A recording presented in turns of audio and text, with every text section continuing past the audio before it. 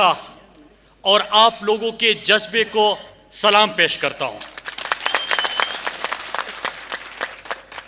میرے دوستو، میں آپ سے دل کی باتیں کروں گا، لیکن اس سے پہلے میں آپ سے چند سوالات کرنا چاہتا ہوں۔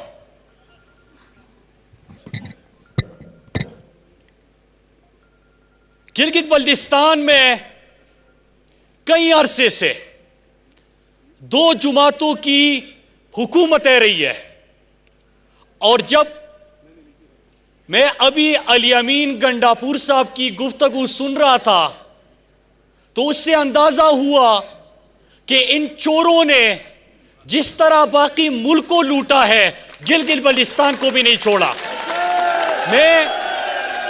میں آپ سے سوال کرتا ہوں کہ کیا جو آپ سب کا سب سے مقبول ترین مطالبہ صوبہ بنانے کا تھا، کیا ان جماعتوں نے وہ پورا کیا؟ دوسرا، سی پیک آغاز ہوتا ہے گلگت بلتستان سے، دروازہ ہے سی پیک کا گلگت بلتستان، کیا آپ کو سی پیک میں وہ حصہ اور منصوبی دیے؟ میرا تیسرا سوال ہے کہ کیا جو بجلی کے بڑے دعوے کیے گئے، تو یہاں پہ ہائیڈرو پاور پروجیکٹ کی بھی کیپیسٹی ہے، یہاں پہ لوگوں کا حق بھی ہے، یہاں پہ ڈیم بھی بن سکتے ہیں، ہائیڈرو پروجیکٹ بھی آپ لگا سکتے ہیں، کیا آپ کے بجلی کا مسئلہ انہوں نے حل کیا؟ میرا چوتھا سوال کہ کیا آپ کو مفت اور بہترین علاج کی سہولت انہوں نے دی؟ کیا آپ کو بہترین سڑکیں انہوں نے دی؟ تو میرے دوستو، پھر تو میں کہوں گا کہ انہوں نے پورے پاکستان کے چپے چپے کو لوٹا، گلگت بلتستان کو لوٹا، اور دونوں کا نعرہ بھی سنیے۔ نواز شریف کا نعرہ تھا، کھاتا ہے تو لگاتا بھی ہے۔ زرداری کا نعرہ تھا، کھاتا ہے تو کھلاتا بھی ہے۔ میرے دوستو، انشاءاللہ جو میں آپ کا جذبہ دیکھ رہا ہوں، پورے پاکستان کی طرح گلگت بلتستان نے بھی فیصلہ کر لیا ہے کہ 15 تاریخ کو انشاءاللہ تحریک انصاف یہاں سے کامیاب ہوگی، اور پھر کھاتا ہے تو لگاتا ہے بھی نہیں۔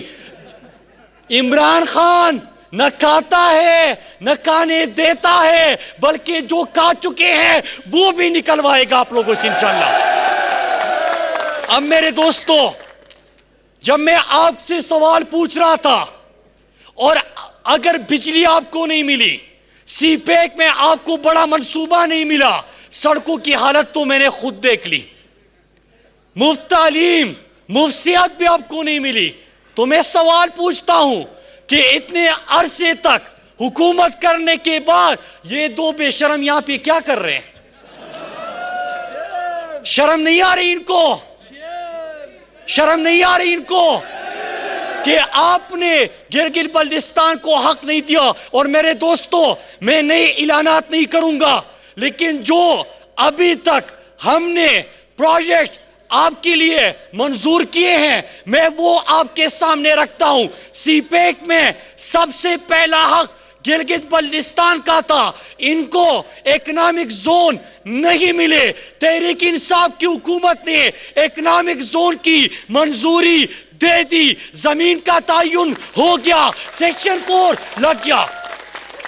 دوسری بات، اب پرسوں میں فرزند زرداری کو سن رہا تھا، وہ کہہ رہا ہے کہ سڑکیں خراب ہیں، تو یہ تو آپ کی حکومت ہے، اس نے تمام کارکردگی اپنی بتا دی کہ تعلیم نہیں ہے، علاج نہیں ہے، بجلی نہیں ہے، سڑکیں نہیں ہے، تو بے شرمو آپ کی حکومت تھی اس لیے نہیں تھے۔ ہم نے کیا کیا؟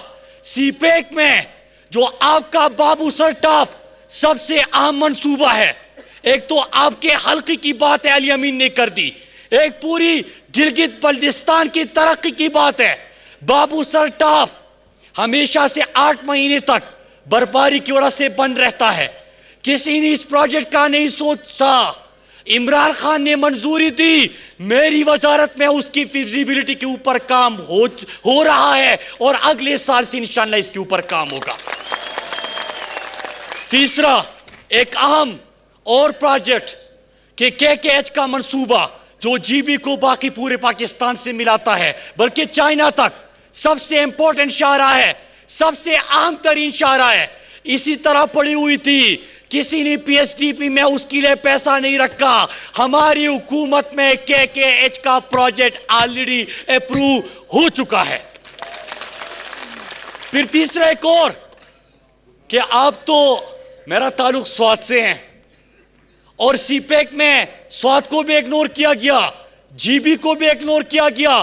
ہم نے جی بی سے آپ کا گلگت, شندور اور شندور چترال اور چترال سے پھر سوات موٹر وے, یہ پورا نصیب پیک میں صرف ڈال دیا ہے بلکہ آپ کے بجٹ کا حصہ بھی ہم بنا چکے ہیں. میں ایک اور چیز صحت کیا, میں نے آپ سے سوال کیا, انہوں نے یہاں پہ ایک غریب بندے کا احساس, اس شخص کو کیا ہوگا جو یہاں پہ آ کے تقریریں جاڑ رہے ہیں, جو کہتا ہے غریب اور غربت سے ان کا تعلق اتنا ہے جتنا کلو کا انڈوں سے ہے اور درجن کا آلو سے ہے. تو بلاول کا غربت اور غریب سے اتنا ہی تعلق ہے, اس کو یہ پتا نہیں ہے کہ انڈے کلو میں بکتے ہیں, درجن میں خریدے جاتے ہیں. میرے دوستو, تو مفت علاج کی حیثیت کا ان کو پتا نہیں ہے. میں آج آپ کو بتاؤں, آپ یہاں پہ میرے بزرگ ہیں, یہاں پہ دکاندار اور مزدور بھی ہوگا, ان سے پوچھے کہ جب ان کے گھر میں بیماری آ جائے تو اس کے پاس 2 آپشن ہوتے ہیں, یا کسی کے آگے ہاتھ پھیلائے گا کہ اپنے بچوں کا علاج کر سکے, اور یا وہ اپنے گھر کی کوئی چیز بھیجے گا. عمران خان نے خیبر پختونخوا سے آغاز کیا تھا کہ ہر شہری کو 7,20,000 تک مفت اور بہترین علاج نہ صرف سرکاری اسپتالوں میں بلکہ ملک کے بڑے پرائیویٹ اسپتالوں میں بھی 100% مفت علاج کر دیا تھا. اور میں آپ کو خوشخبری سناتا ہوں بلکہ مبارکباد دیتا ہوں کہ 100% جی بی اور آزاد کشمیر کے لیے عمران خان نے مفت اور بہترین علاج کا اعلان کیا ہے اور یہ آپ کا منصوبہ ہے. اور میں آپ کو بتاؤں, سنیے میرے دوستو, میرے بزرگوں, کہ آپ ہر شہری کے پاس 7,20,000 تک کا کارڈ ہوگا. اللہ نہ کرے آپ کے گھر میں کوئی بیماری آ جائے تو آپ بڑے پرائیویٹ اسپتال میں بھی اس کارڈ کے ذریعے مفت علاج کر سکتے ہیں. پھر میرے دوستو,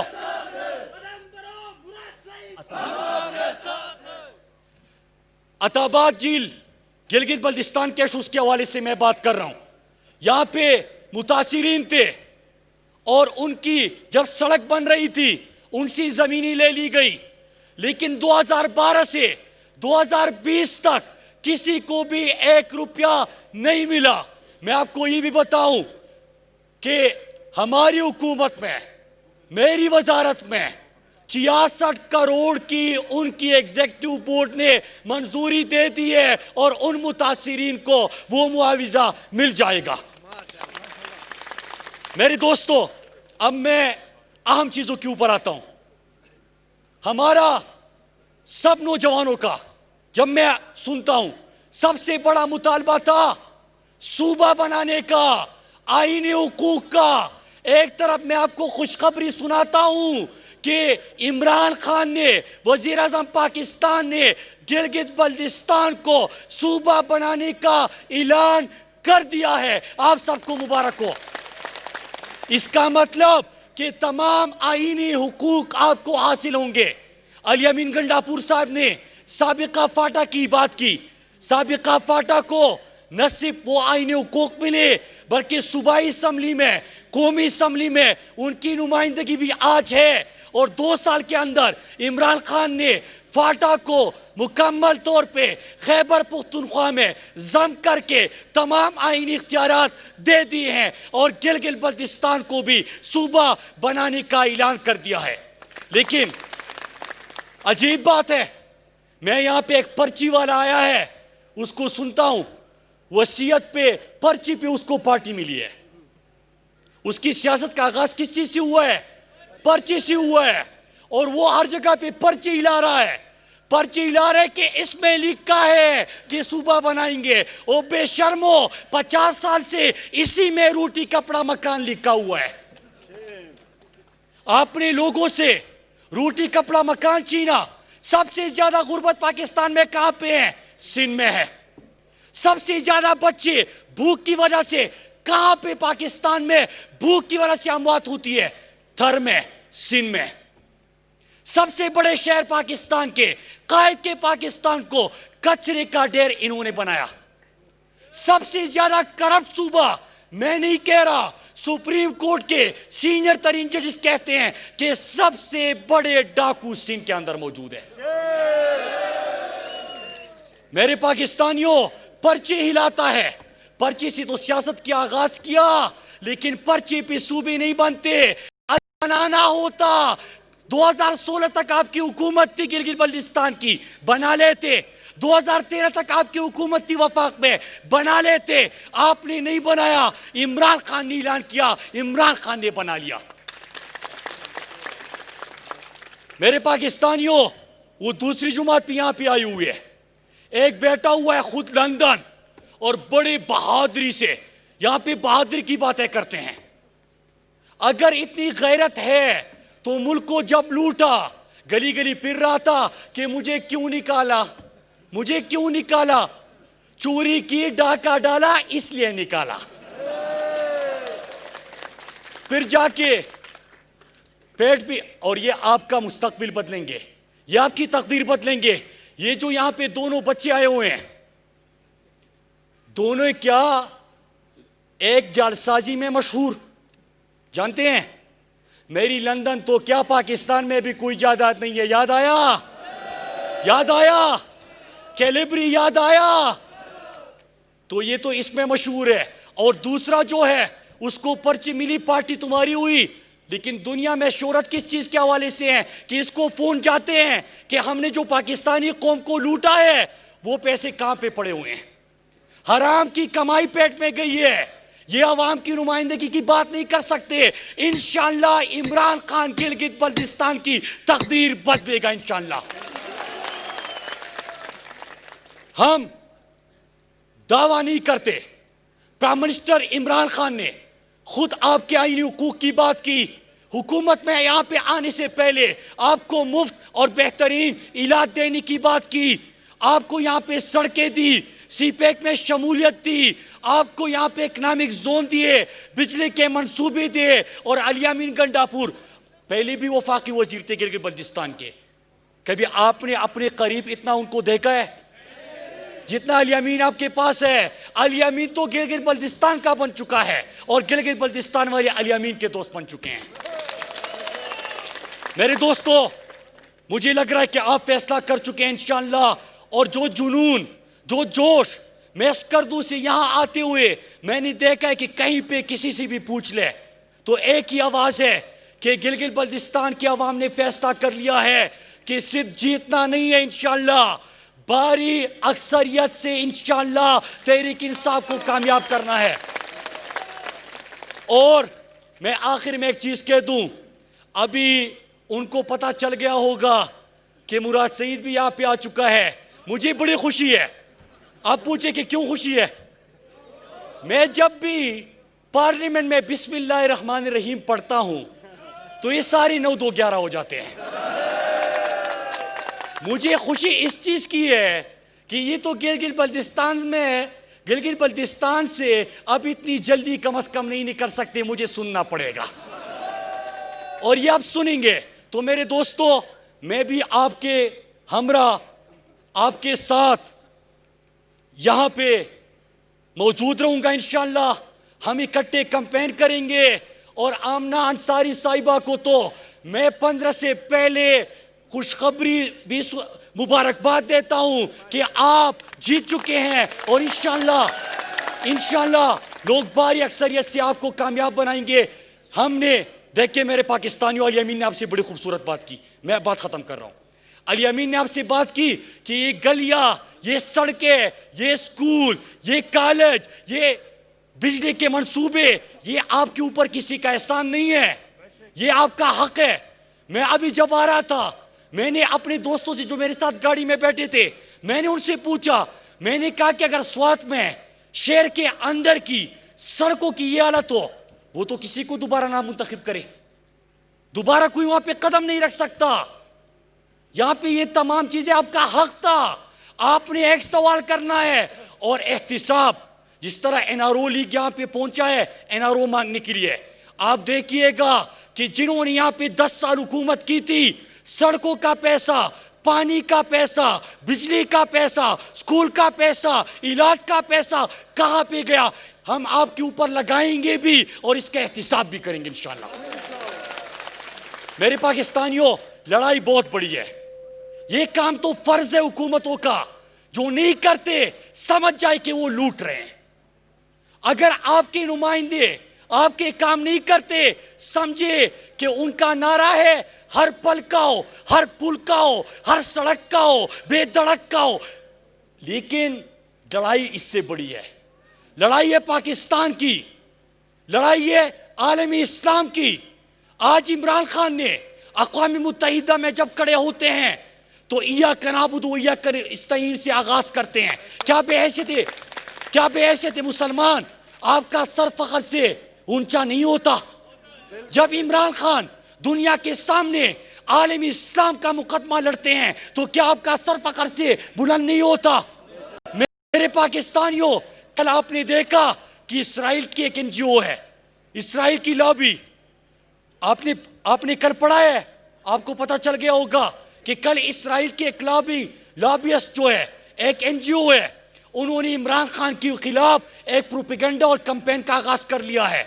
क्यों? वजह क्या है? इमरान खान के क्यों दुश्मन बन गए हैं? ये जो यहाँ पे मोहरे हैं, ये जरदारी डाकू, ये नवाज शरीफ डाकू, ये इनके हराम पे पले हुए बच्चे, ये तो मोहरे हैं। लड़ाई तो बड़ी है, लड़ाई इस्लाम की है कि जब इमरान खान अक़वाम मुत्तहिदा में खड़े होके नामूस-ए रिसालत सल्लल्लाहु अलैहि वसल्लम पर बात करते हैं तो हम पाकिस्तानियों का सर फख्र से बुलंद होता है। जब वो कश्मीर का, फलस्तीन का मुकदमा लड़ते हैं तो हमें फख्र महसूस होता है। मेरे पाकिस्तानियों, मेरे गिलगित बल्तिस्तान के लोगों, इंशाअल्लाह हम सब ने मिलकर इस जंग में अपना किरदार अदा करना है, इमरान खान के हाथ मजबूत करने हैं। आप साथ दोगे, इमरान खान का साथ दोगे और 15 तारीख को यहां से तहरीक इंसाफ को भारी अक्सरियत से कामयाब करोगे। वो तो मुझे पता है कि करोगे, आप फैसला कर चुके हैं। आपने एक और काम करना है, जितने भी मेरे दोस्त इस मजमे में खड़े हैं, मेरे बुजुर्ग हैं, यहाँ पे नौजवान है, बच्चे हैं, आपने एक काम करना है। आज से आपने इमरान खान के तर्जुमान बनना है। आपने आमना अंसारी का, आप खुद कैंडिडेट है, आमना अंसारी की बजाय आपने घर घर जाना है और आपने पैगाम देना है। और फिर 15 को क्या होगा? टप्पे पे टप्पा, टप्पे पे टप्पा, टप्पे पे टप्पा, टप्पे पे टप्पा। आप सबका बहुत बहुत शुक्रिया और मैं 15 से पहले आप तमाम दोस्तों को मुबारकबाद पेश करता हूँ। मुबारक हो, जियो। पाकिस्तान तहरीक इंसाफ के रहनुमा मुराद सईद खबलू में जलसे से खिताब कर रहे थे। उनका कहना था कि बदकिस्मती से पिछली हुकूमतों ने गिलगित बल्तिस्तान की तरक्की पर तवज्जो नहीं दी, करप्ट अनासर ने गिलगित बल्तिस्तान को भी नहीं छोड़ा। उन्होंने कहा कि वज़ीर-ए-आज़म इमरान खान की क़यादत में इलाके के मसाइल हल करेंगे और इंशाअल्लाह वज़ीर-ए-आज़म इमरान खान गिलगित बल्तिस्तान की तकदीर बदलेंगे। पाकिस्तान टेलीविजन न्यूज़ से